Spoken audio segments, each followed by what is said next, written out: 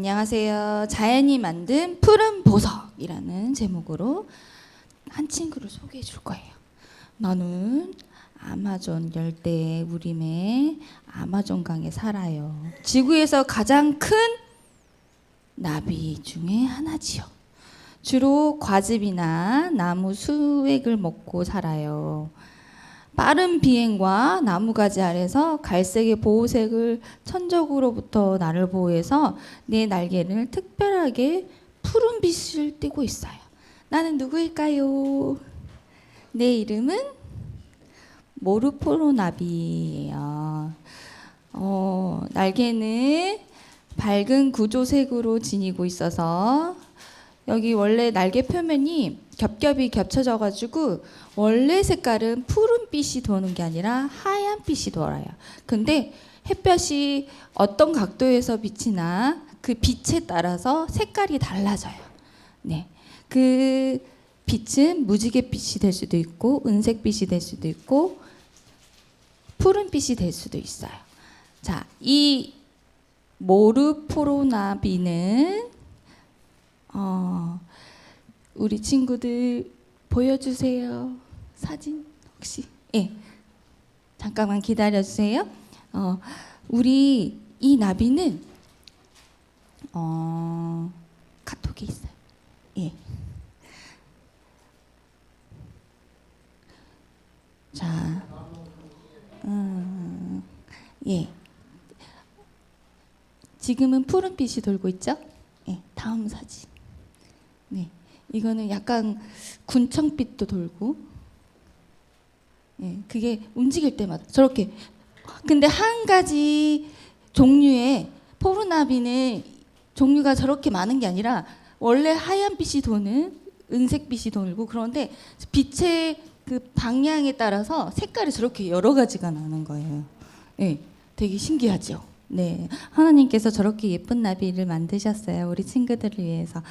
곤충 그 박물관이나 나비 박물관 가면 많이 있다고 해요. 우리 친구들도 언제든지 볼 수 있으면 봤으면 좋겠어요. 유튜브를 통해서도 볼 수 있어요. 자, 친구들 이거 뭐예요? 엊그저께 삼촌이 주고 이모가 주고 했던 용돈 10,000원짜리. 이 용돈에 보면 여기 반짝반짝 거리는 데 있죠. 여기는 우리 송이가 한번 봐보세요.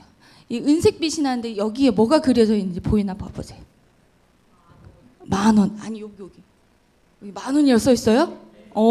숫자가 써 있나요? 지금 막 봤을 때는 그냥 네모난 은색 상자 같지요? 그림. 그런데 왔다 갔다 움직이면 보여요? 예, 이거는 위조 지폐를 방지하기 위해서 만든 특수 인쇄술이에요. 이것은 바로 저 나비를 통해서 나비가 왼쪽 오른쪽 각도에 따라서 그 빛이나 색깔이 다르죠.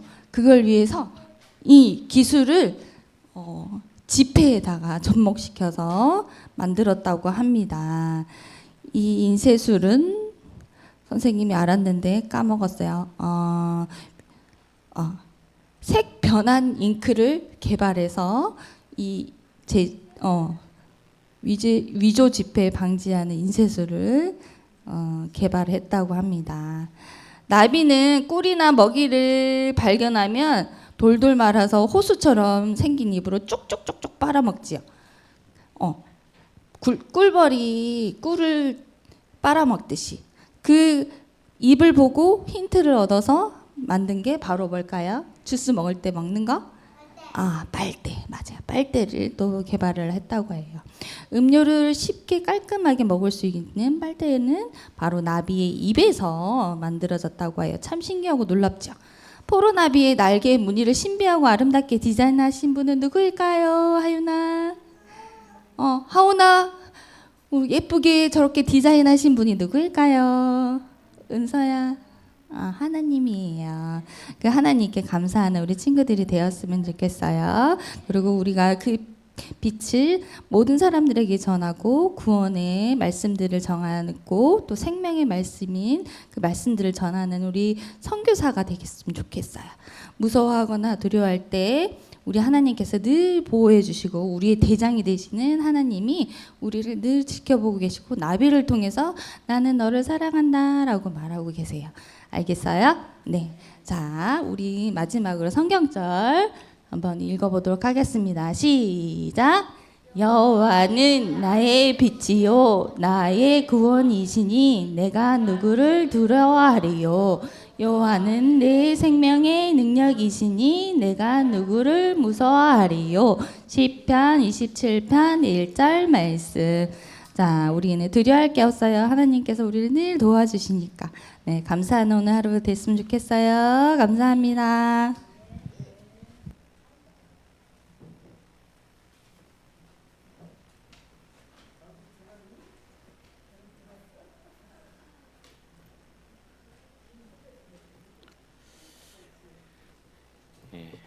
주님 오십니다.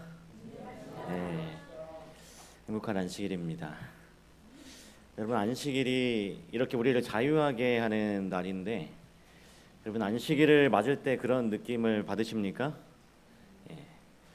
우리가 안식일을 맞을 때마다 하늘을 맛보고 또 이 땅에서 자유하게 되는 그 해방감을 맛볼 수 있는 그런 날이기 때문에 여러분, 그런 마음으로 또 안식일을 맞았으면 좋겠습니다. 우리가 남은 자손과 선악의 대쟁투라고 하는 주제로 저희들이 2월 한 달 동안 말씀을 살피고 있는데 오늘 마지막 시간입니다. 오늘 지난주에 했던 내용을 잠깐 요약하고 오늘 내용을 좀 말씀드리도록 하겠습니다.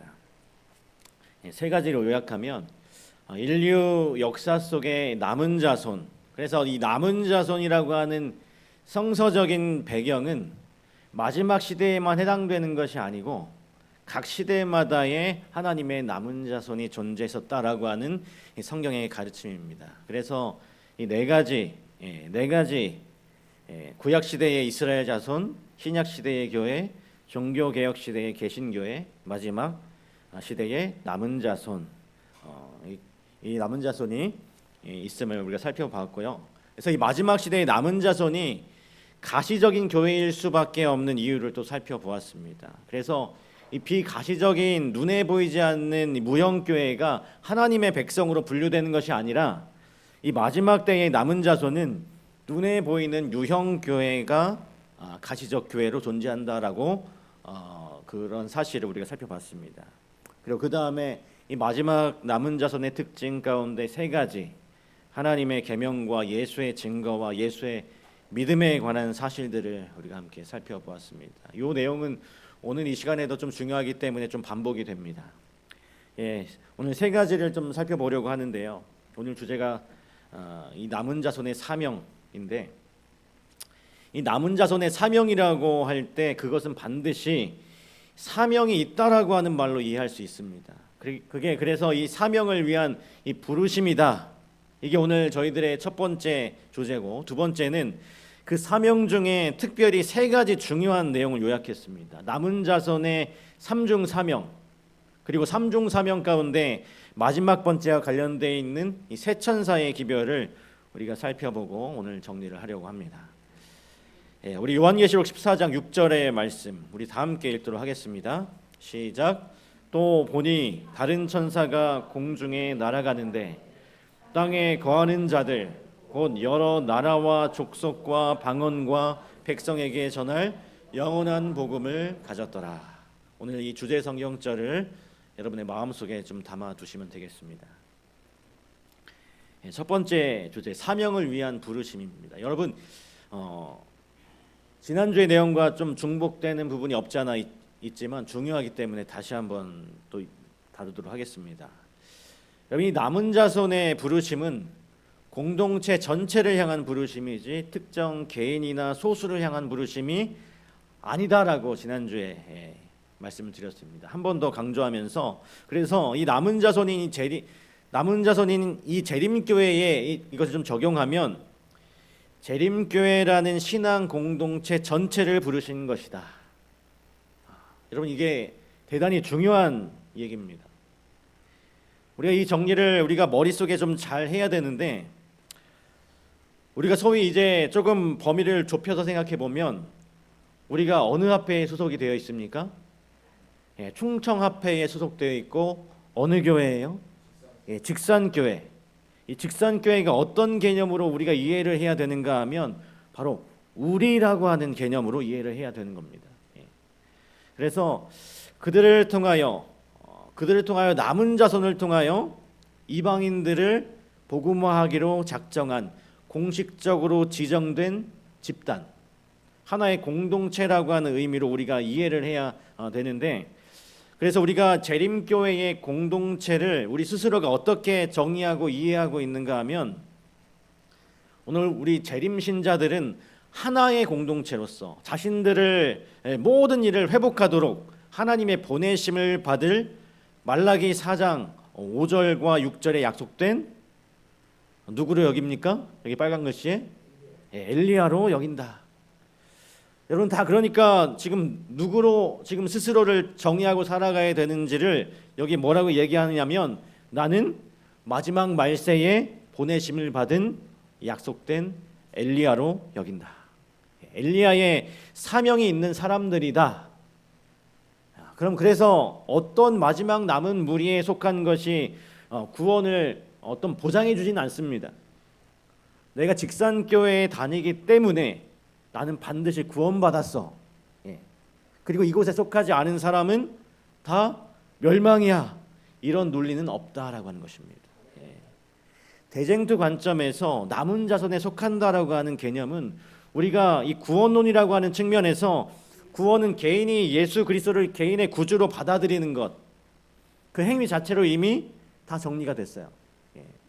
그럼에도 불구하고 우리가 왜 남은 자손에 이렇게 속해야 되는가 하면, 지난주에 여러 번 강조해 드린 것처럼 남은 자손에는 특별한 뭐가 주어져 있기 때문에요? 사명이 있기 때문에.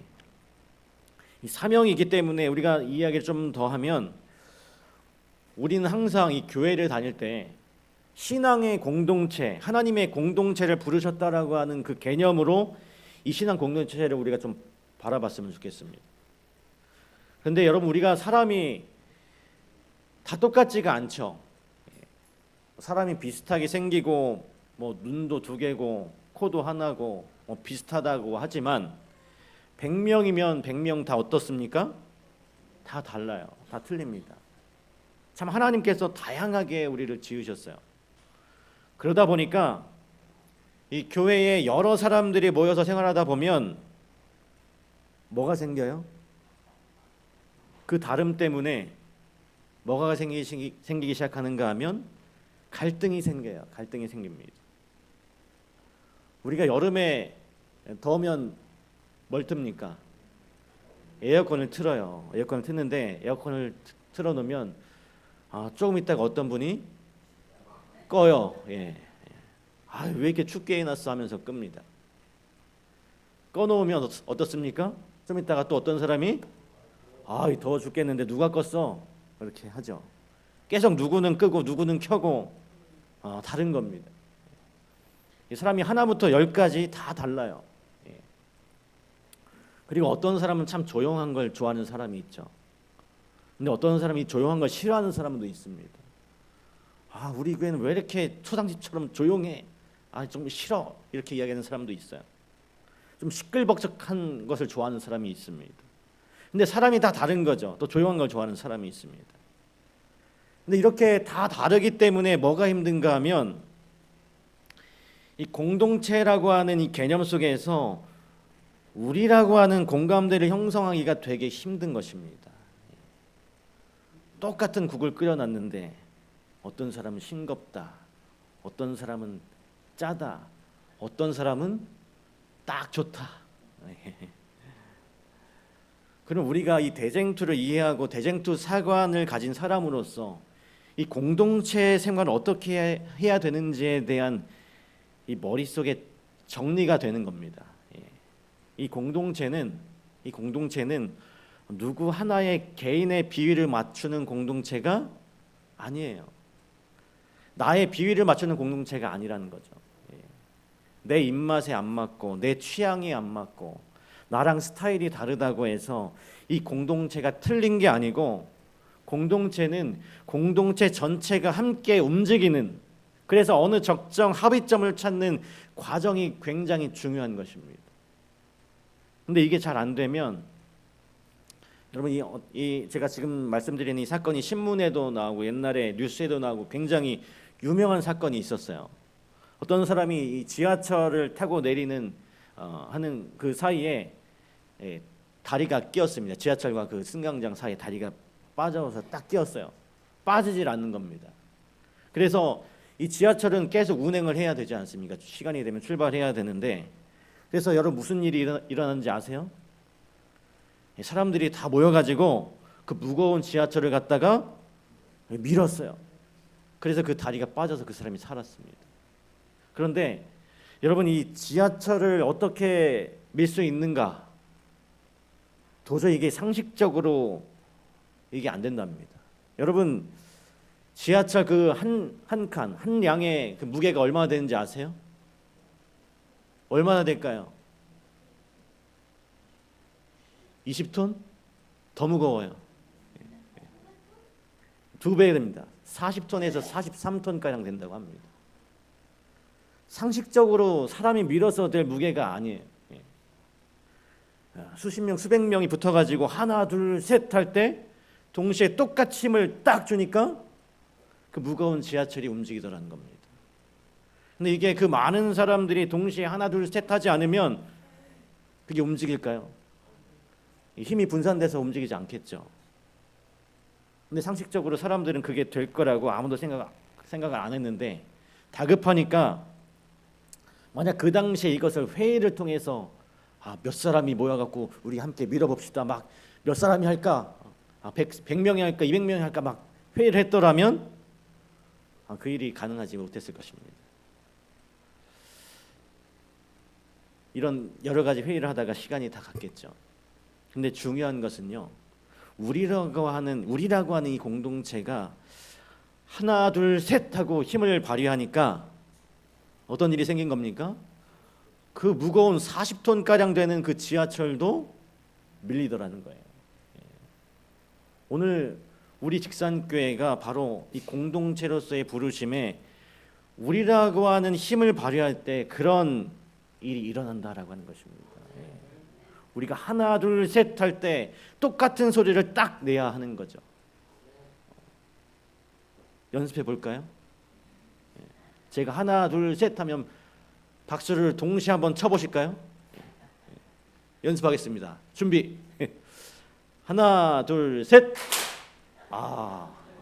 합격. 우리가 무슨 교회 일을 하거나 무슨 일을 하든지 간에 우리는 공동체로서 이렇게 함께, 다 다양한 사람들이 모여 있지만 함께 목소리를 내고 함께 힘을 내야 되는, 그것이 소위 사명을 위한 부르심에서 이 공동체로서의 부르심이 말하고 있는 굉장히 중요한 주제라고 하는 사실입니다.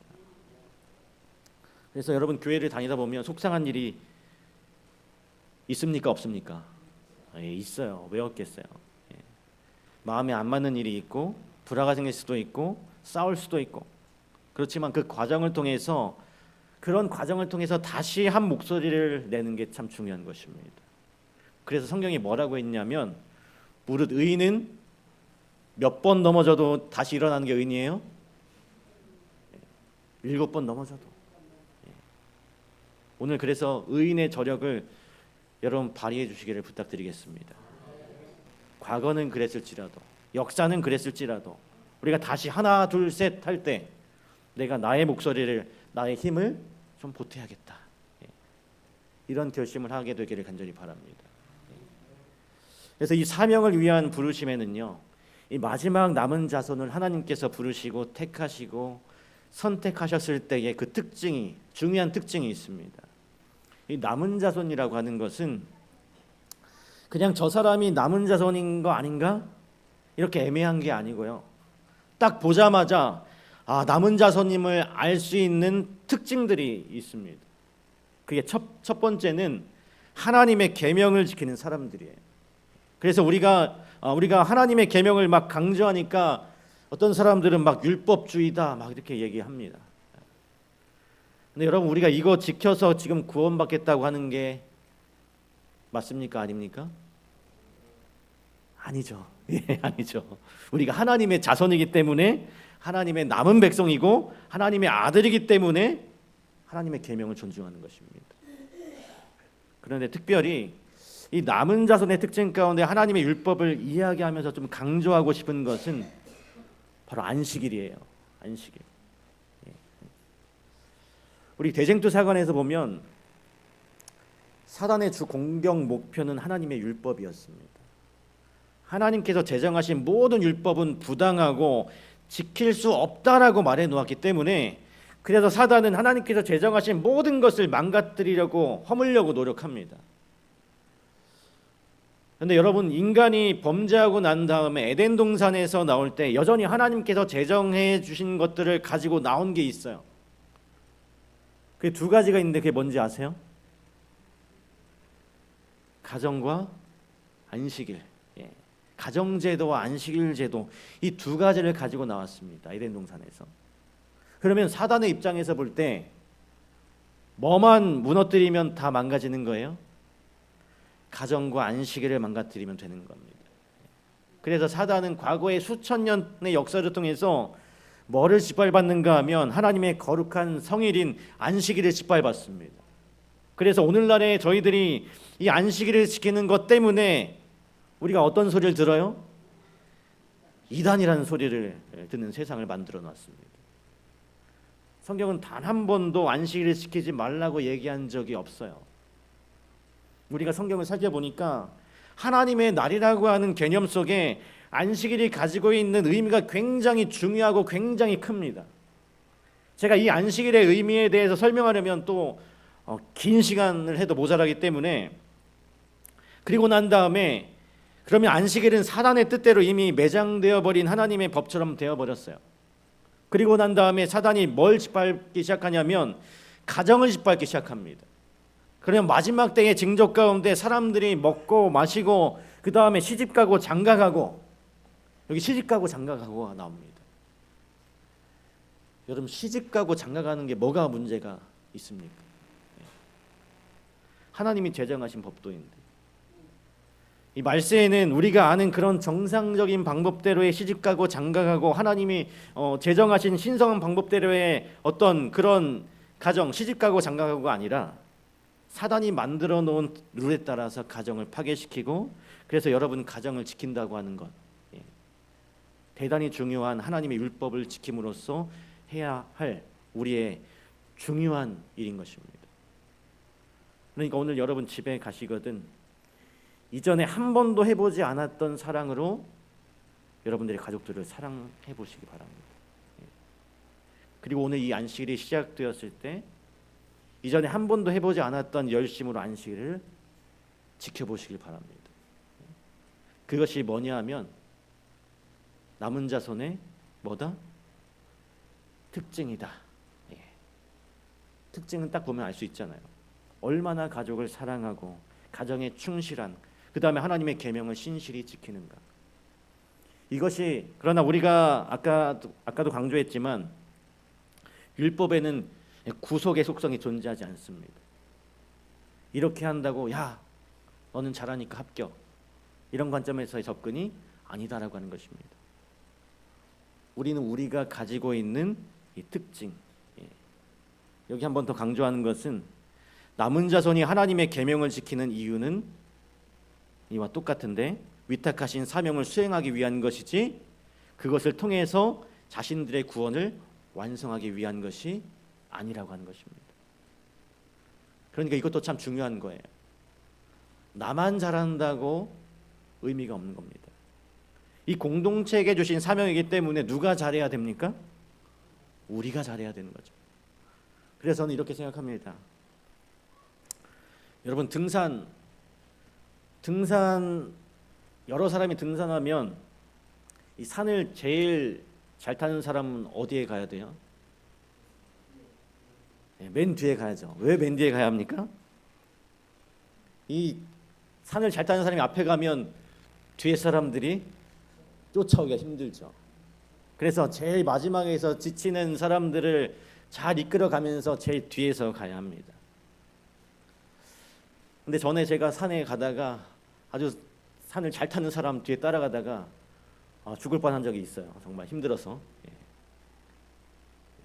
그래서 이 산을 잘 타는 사람 가장 뒤에 가야 하는 거죠. 오늘 이 신앙 생활도 똑같은 것 같습니다. 우리가 신앙을 잘하는 사람들이 있잖아요. 반면에 신앙이 힘든 사람들도 있습니다. 그러니까 예를 들어서 이런 거죠. 여러분 화금토 계속 교회에 나오는 거 사실 보통 일이 아닙니다. 근데 그걸 1년만 하는 게 아니라 화금토 지금 오랫동안 신앙을 해오면서 그렇게 하시는 분들이 있다라고 하는 거죠. 수십 년을 이 화금토 이거 보통 일이 아닙니다.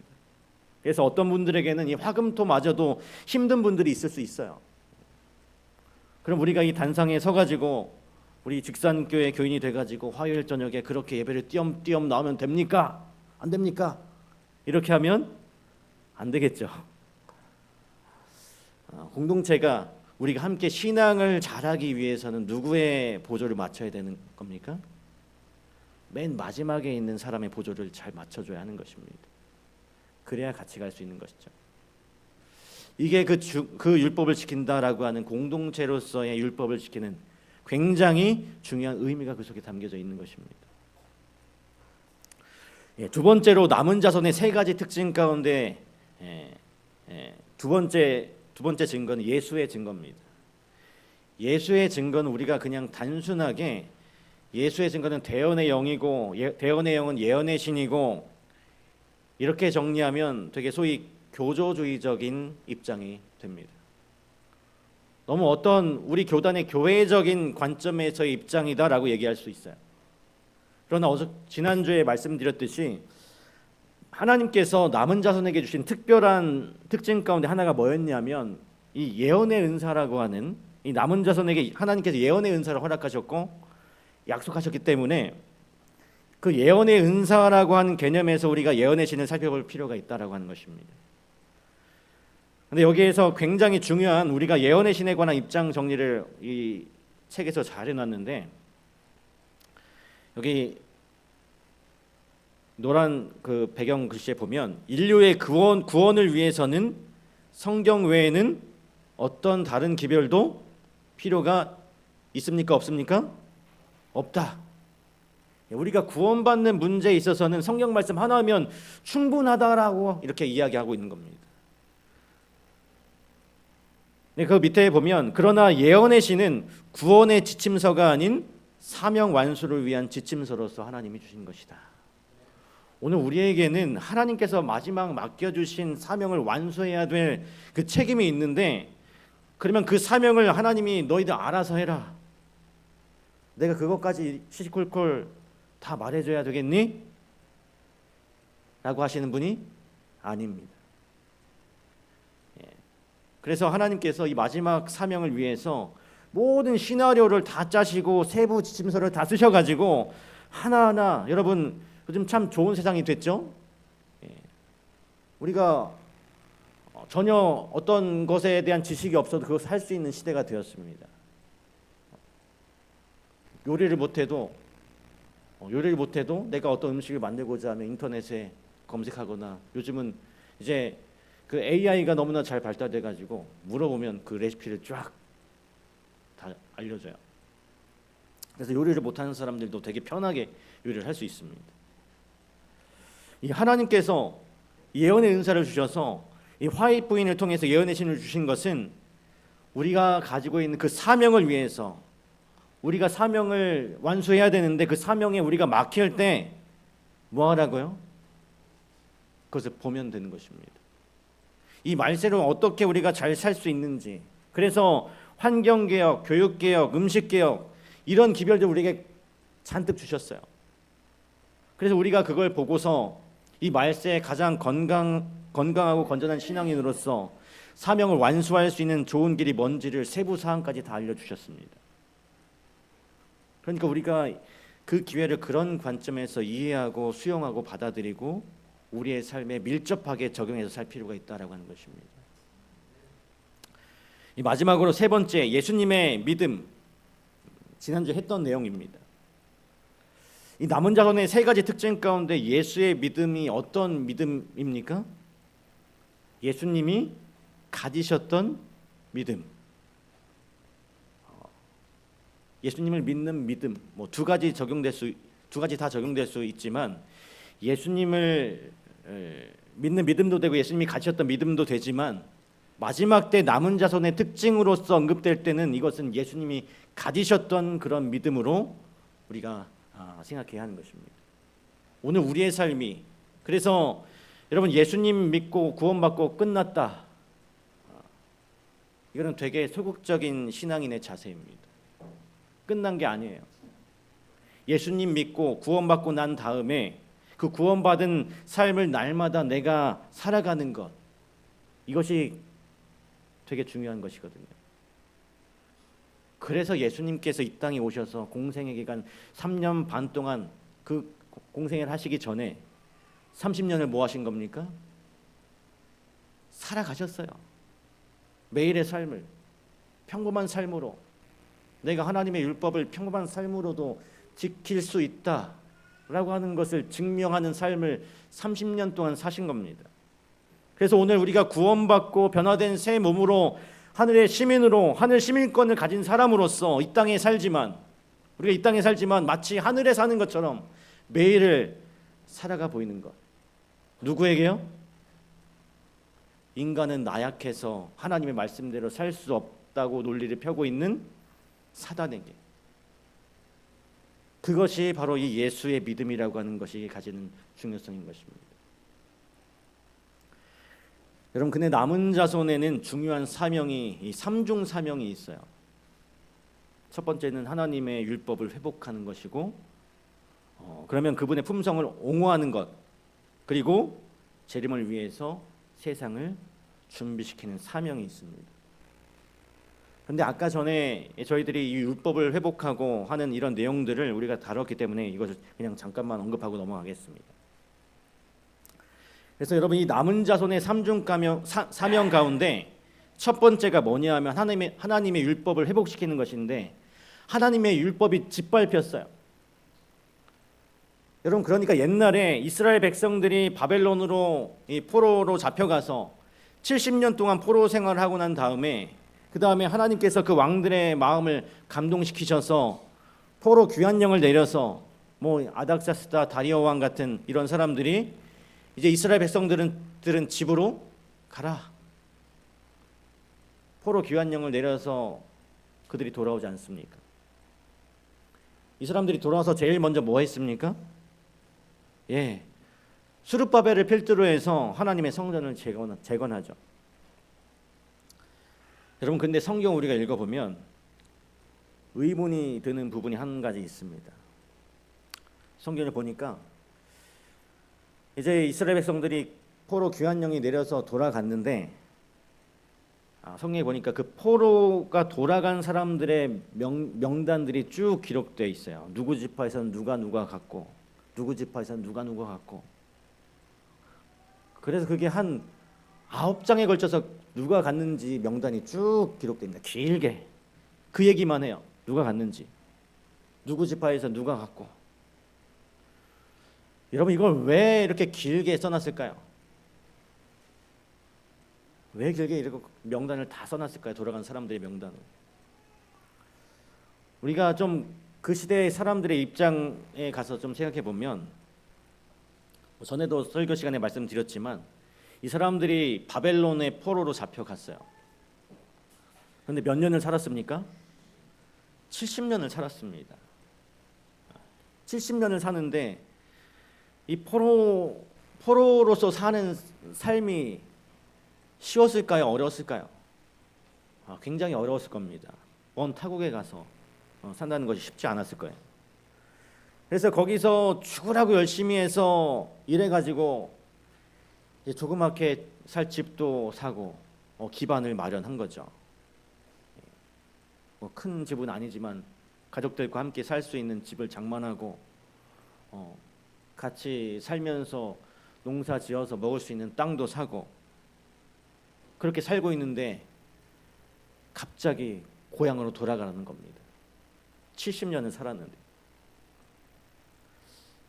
그럼 어때? 그게 돌아가라고 하면 어떻게 해야 됩니까? 자기가 지금 쌓아놓은 그 기반들을 다 버리고 가야 되는 거죠. 열심히 일해서 죽어라 일해서 조금 살만한데 고향으로 돌아가라는 겁니다. 그래서 대다수의 사람들이 돌아가지 못했어요. 남아 있었습니다. 그곳에. 그래서 소수의 몇 사람들이 반응해서 다시 돌아갔기 때문에 그 사람들의 이름이 기록된 겁니다. 그래서 다 놔두고 겨우 이제 어렵게 기반 잡은 거 다 놔두고 하나님의 부르심을 받아서 반응한 사람들이 고향 땅으로 돌아갔는데 빈털터리로 간 겁니다. 아무것도 가진 것 없이. 근데 제일 먼저 빈털터리로 와가지고 제일 먼저 뭘 한 거예요? 하나님의 성전을 재건하는 일을 한 거죠. 그러다 보니까 이 포로로 돌아온 사람들이 지은 성전이라고 하니까 어떤 건물을 지었겠습니까? 형편없는 건물을 지은 겁니다. 그래서 이 성전이 준공되던 날 옛 이전에 솔로몬의 성전의 영광을 봤던 노인들은 대성통곡하고 울었어요. 어쩌다 우리나라가 이 모양 이 꼴이 되었을까? 옛날에는 이렇지 않았는데, 옛날에는 그 휘황찬란한 그 솔로몬의 궁전에서 그 성전이 있었는데, 이제는 이 스룹바벨의 성전, 정말 보잘것없는 성전인 것이죠. 그런데 여러분, 이것이 어떤 정신인가 하면 하나님의 율법을 회복하는 정신입니다. 오늘 우리가 사는 게 만만치 않죠. 우리 삶도. 이런 와중에서 우리가 하나님의 율법을 회복하는 그 부르심에 어떻게 반응해야 되는가 하면 이 이스라엘 백성들이 보였던 그런 헌신과 열성과 열정이 오늘 우리 삶에도 재현되어야 하는 것입니다. 그러므로 우리가 아무리 힘들고 어렵더라도 금요일 해가 넘어가거든 우리가 함께 하나님의 율법을 회복하는 마음으로 이 성전에 나와야 하는 것이죠. 그것이 남은 자손으로서 우리가 하나님의 율법을 회복하는 그런 과정이거든요.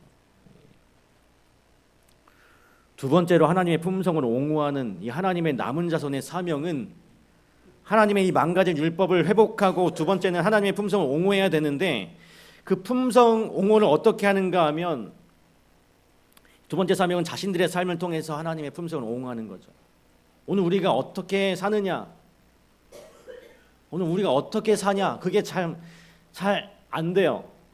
사람의 성격이라고 하는 것이, 성품이라고 하는 것이 잘 바뀌지 않습니다. 그래서 하나님께서 이 품성 변화에 도움되는 방법들을 예언의 신을 통해 주신 게 뭐냐 하면 그것이 바로 건강개혁입니다.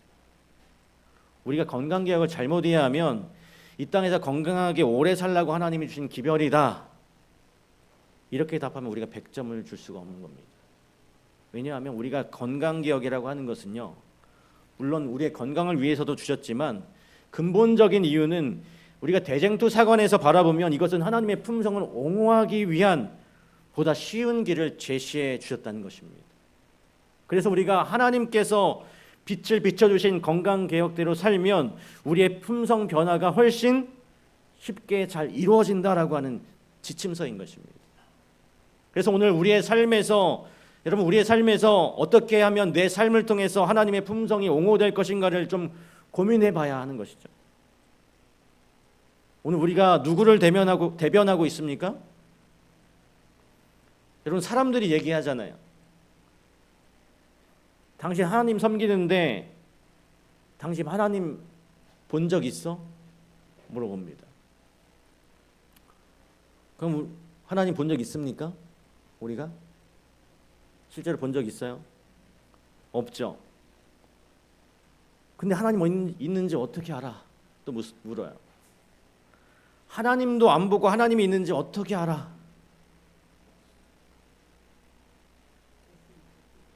여러분, 어떻게 대답하시겠습니까? 여기에 대한 답이 뭐가 되어야 할까요? 성경 말씀 보라고요? 성경 말씀 보면 다 될까요? 여기에 대한 대답이 뭐가 되어야 하는가 하면 나를 봐라. 자신 있게 소개될 수 있는 사람이 되어야 되는 것입니다. 오늘 남은 자손들의 사명이라고 하는 것이 바로 이거예요. 우리를 만나고 나면, 나를 만나고 나면 사람들이 이상하게 참 이상하네. 저 사람만 보고 나면 이상하게 꼭 예수님이 저러셨을 것 같아. 이런 느낌이 들어야 되는 사람들이 누구냐 하면 남은 자손이라고 하는 것입니다. 그러니까 여러분, 오늘 우리가 교회를 다닌다, 예수님을 섬긴다 할 때 굉장히 중요한 책임과 사명이 우리에게 있어요. 우리가 만나는 사람. 그러니까 제일 먼저는 누구한테 인정받아야 되는가 하면 나랑 가장 가까이 사는 왼수 그분한테 인정을 받아야 돼요. 부부들에게 이런 질문을 종종 하죠. 다시 태어나도 지금의 배우자와 다시 결혼할 겁니까?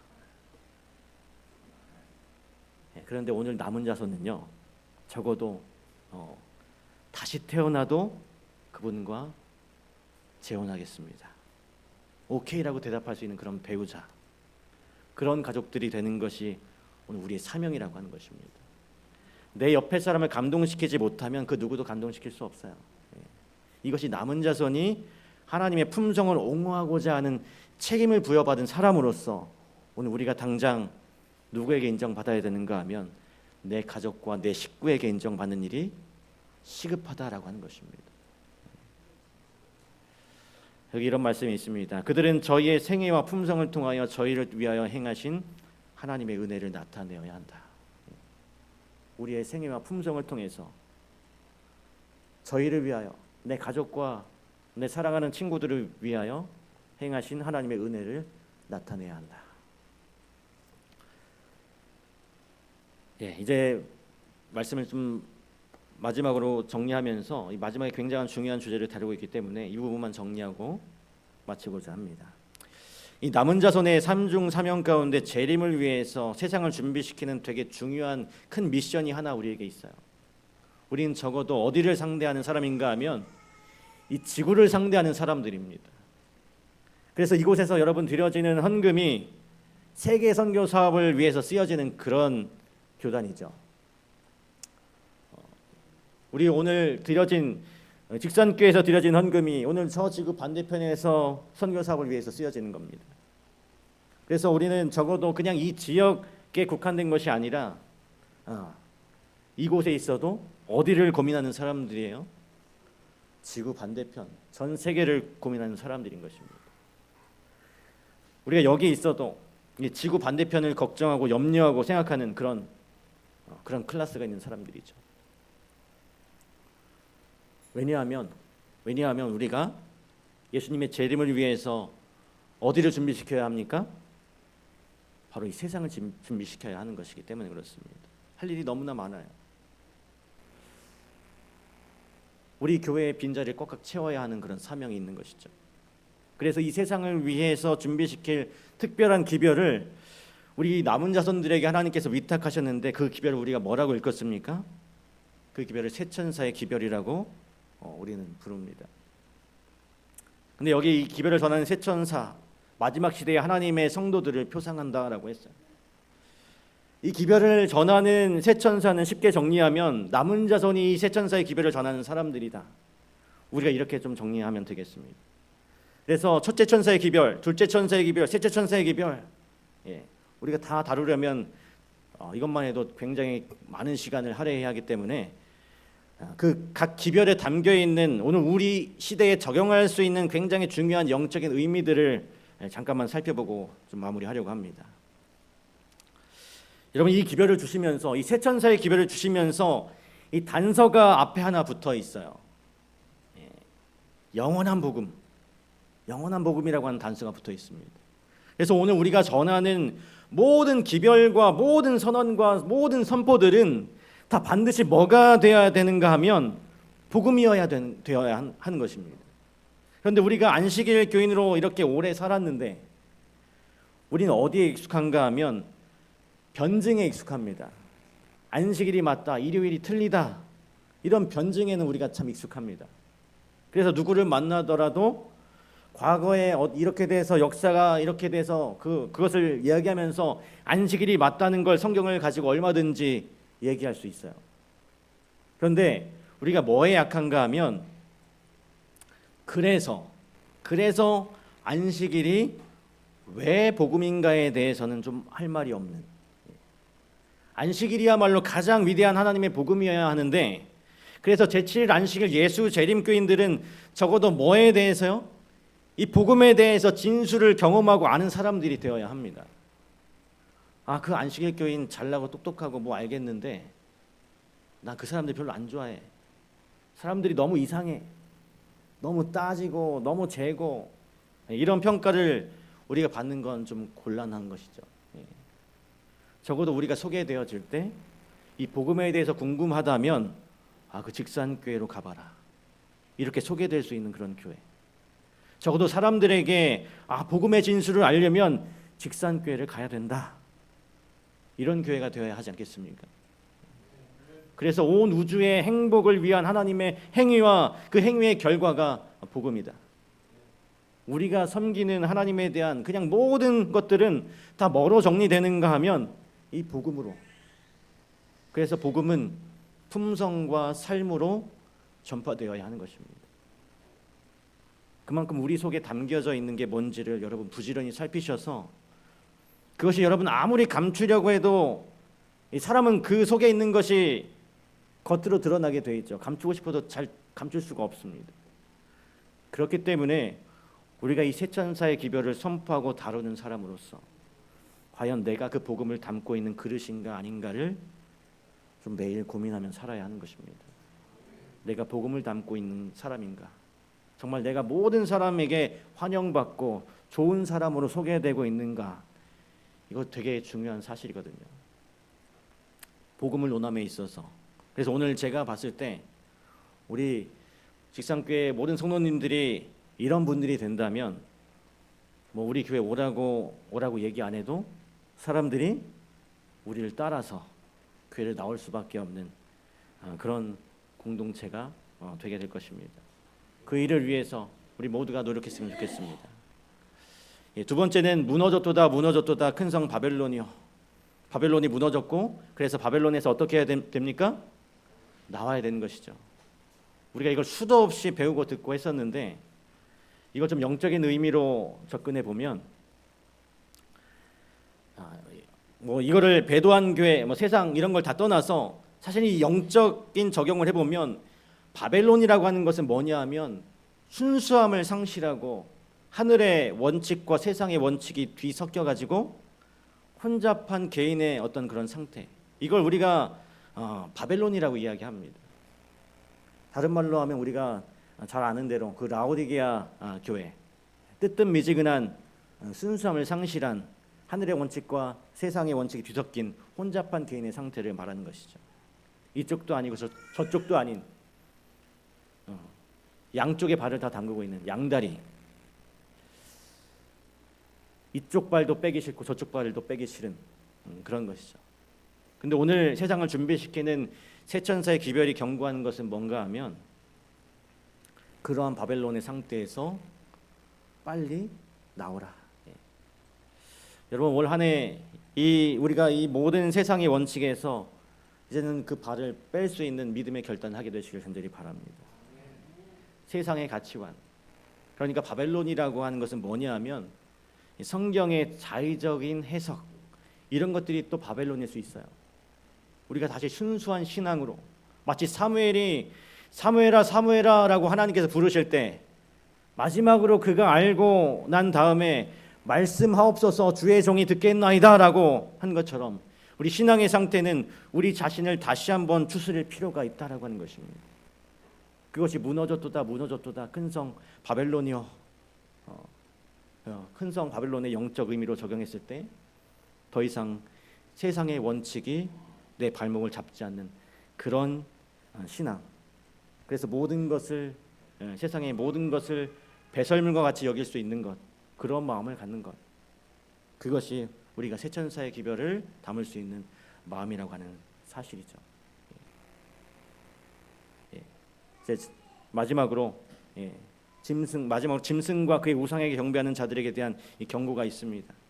이것이 우리가 정리하고 이해하고 요약한 바대로는 이렇게 정리를 할 수 있지만 결국 뭐냐 하면 마지막 때에 사람들은 선택을 해야 합니다.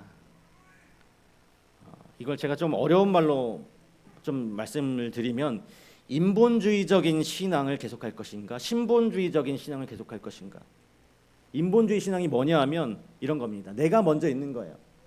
내가 먼저 있고 그 다음에 하나님의 말씀이 있는 겁니다. 그래서 내 취향에 맞지 않으면 조금 이렇게 그것은 접어놓는 겁니다. 그리고 내 취향에 맞는 것만 골라서 하는 게 인본주의 신앙이에요. 그러면 신본주의 신앙은 뭘까요? 신본주의 신앙은 내 앞에 뭐가 있는 겁니까? 하나님의 말씀이 있는 겁니다. 여러분 사실 이게 맞는 게 뭐냐 하면 성경에 보면 태초에 말씀이 계시니라 라고 기록되어 있죠. 여러분 이게 신본주의 신앙입니다. 그래서 오늘 우리가 새천사의 기별을 세상에 선포하는 사람으로서 우리의 모든 삶에 우리의 모든 시작에 반드시 뭐가 있어야 되는가? 말씀이 계시니라.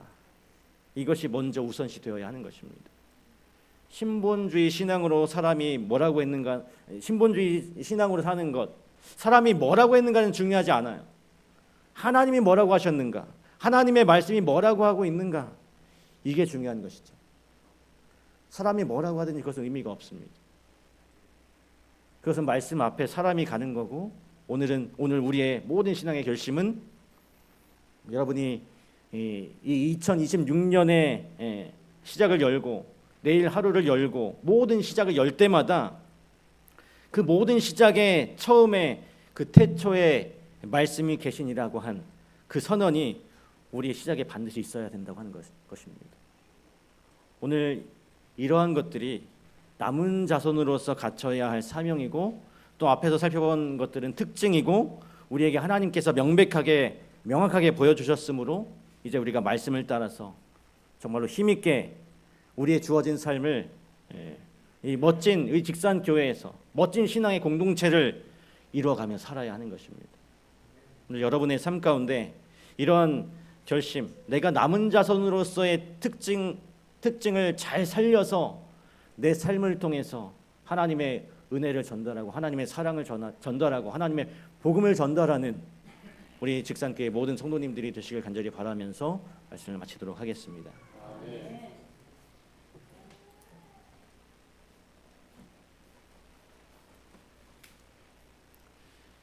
예, 우리 찬미 540장 참여하시겠습니다.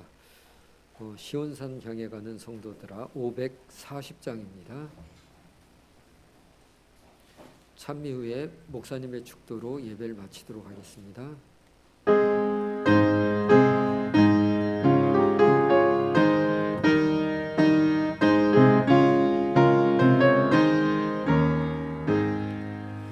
시온산 향해 가는 성도들아 앞길에 장애를 두려 말아라.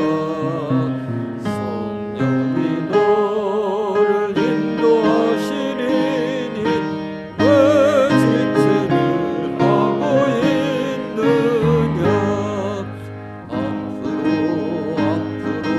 시온산 향해 나가세. 천성을